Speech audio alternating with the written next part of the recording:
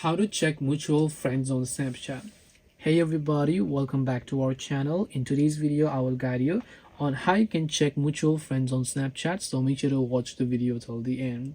So if you would like to check mutual friends on Snapchat, mutual friends are those who, let's say someone is actually on your friends list and they're also friend with that person, you're also friend with that person. Those are called mutual friends. Now, Snapchat directly does not give you a list of mutual friends like Facebook or something like that, but there are still some ways you can figure it out. When you go to the Snapchat app and then you just, let's say, come to the search ad over here and then you go to the quick ad section, right? So basically here is a quick ad section. So you go to view ad.